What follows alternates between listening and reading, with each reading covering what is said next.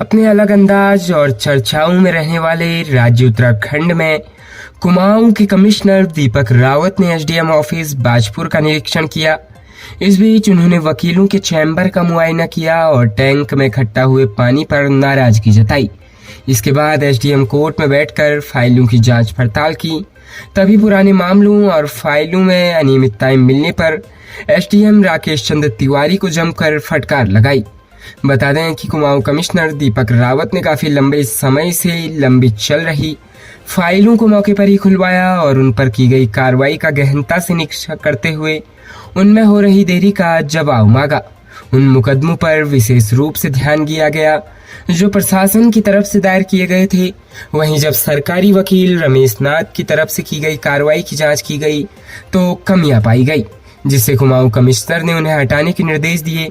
साथ ही एडीएम को 2 माह में एसडीएम कोर्ट का निरीक्षण करने और क्षेत्र में आ रही बाढ़ की समस्या का समाधान जल्द ही करने के निर्देश दिए गए। कुमाऊं कमिश्नर दीपक रावत ने बताया कि मुख्यमंत्री का आदेश है कि जनता से जुड़ी समस्याओं का हमेशा निस्तारण होना चाहिए, जिसे तहसील, एसडीएम और डीएम ऑफिस का निरीक्षण किया जा रहा है। इसी क्रम में आज बाजपुर के एसडीएम कोर्ट का निरीक्षण किया गया।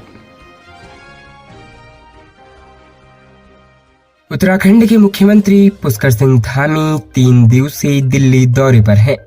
तय कार्यक्रम के अनुसार सीएम धामी 26 जुलाई को दिल्ली पहुंच गए हैं। आज वे दिल्ली सदन में रात्रि विश्राम करेंगे, जबकि 27 जुलाई को पीएम मोदी की अध्यक्षता में होने वाली नीति आयोग की बैठक में शामिल होंगे। नीति आयोग की बैठक में सीएम धामी राज्य के तमाम प्रस्तावों को रखेंगे। वहीं 28 जुलाई को प्रधानमंत्री की अध्यक्षता में होने वाली मुख्यमंत्री कॉन्क्लेव में भी शामिल होंगे। बता दें कि पीएम मोदी की अध्यक्षता में 27 जुलाई को दिल्ली में नीति आयोग की 9वीं गवर्निंग काउंसिलिंग बैठक होने वाली है। नीति आयोग की इस बैठक में भारत को विकसित राष्ट्र बनाने की दिशा में विकसित भारत 2047 दस्तावेज पर चर्चा की जाएगी। नीति आयोग की बैठक से उत्तराखंड को बड़ी उम्मीदें हैं। यही वजह है कि हाल ही में सीएम धामी ने नीति आयोग के प्रस्ताव को लेकर उच्च अधिकारियों के साथ बैठक कर चर्चा की थी, जिसके तहत उत्तराखंड का एक बिंदु मॉडल है, उसी को नीति आयोग की बैठक में रखा जाएगा। वहीं मुख्यमंत्री धामी ने कहा कि भारत सरकार की ओर से राज्यों को उनकी जनसंख्या के आधार पर ही तमाम योजनाएं दी जाती है। ऐसे में नीति आयोग की बैठक में विषय रखा जाएगा कि उत्तराखंड की जनसंख्या भले ही 1.25 करोड़ हो, लेकिन प्रदेश में फ्लोटिंग जनसंख्या काफी ज्यादा है, क्योंकि प्रदेश में हर वर्ष लाखों की संख्या में श्रद्धालु 4 धाम के दर्शन करने पहुंचते हैं। साथ ही कांवड़ यात्रा पर भी बड़ी संख्या में कांवड़िए आते हैं।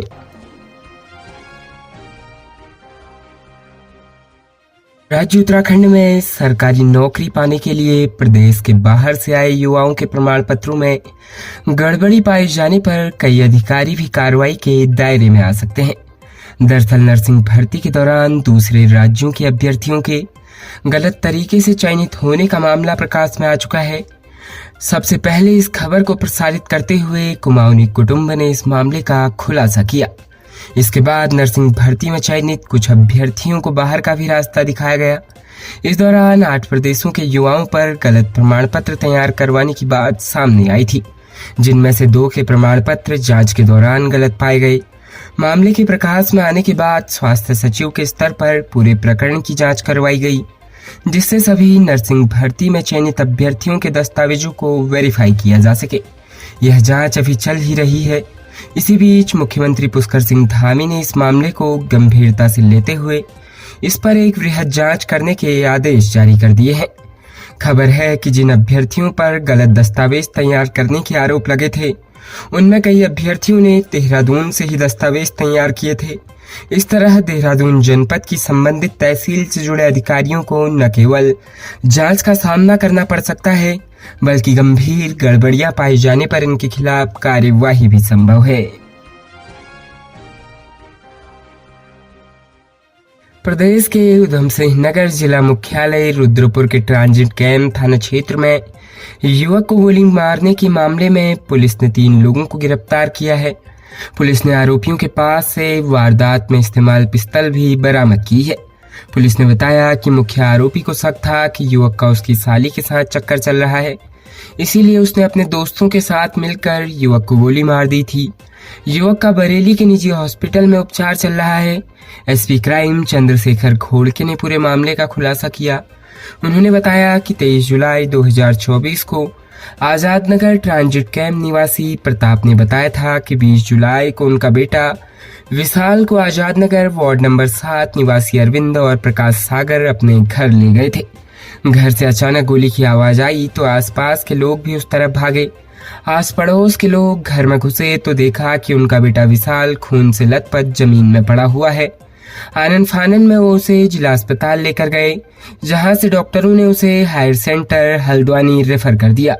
हल्द्वानी में भी उपचार देने के बाद डॉक्टरों ने उसे higher centre Bareilly UP refer कर दिया, जहां उसके बेटे का उपचार चल रहा है।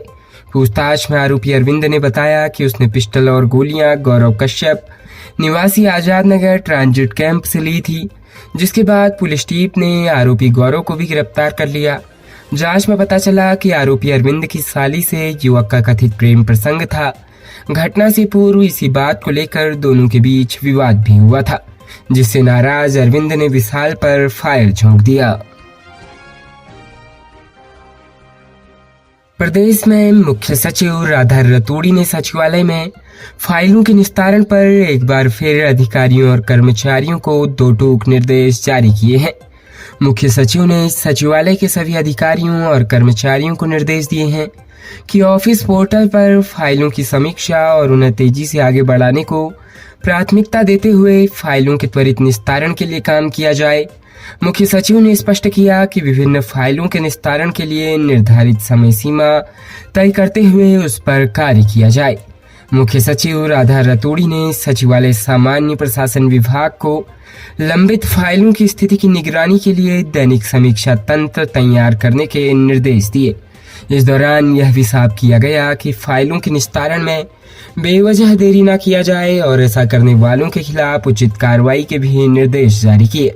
फाइलों की गति में तेजी रहे, इसके लिए मुख्य सचिव सीधे तौर पर खुद कार्यों की समीक्षा करती रहेंगी। इस दौरान सचिवालय प्रशासन विभाग फाइलों के निस्तारण की स्थिति पर मुख्य सचिव के सम्मुख साप्ताहिक रिपोर्ट भी प्रस्तुत करेगा। साथ ही अधिकारियों और कर्मचारियों के लिए ई ऑफिस पोर्टल के कुशल उपयोग के प्रशिक्षण सत्र को आयोजित करने के भी निर्देश दिए गए हैं। मुख्य सचिव ने फाइलों के शीघ्र निस्तारण और ई ऑफिस को यूजर फ्रेंडली बनाने के लिए भी तकनीकी रूप से पोर्टल में अधिकारियों और कर्मचारियों के सुझाव पर यथोचित सुधार करने के भी निर्देश दिए हैं। खबरों में बने रहने के लिए धन्यवाद। खबरों से प्रकाशित रहने के लिए कुमाऊनी कुटुंब को सब्सक्राइब करना न भूलें तथा खबरों को शेयर कर सहयोग प्रदान अवश्य करें।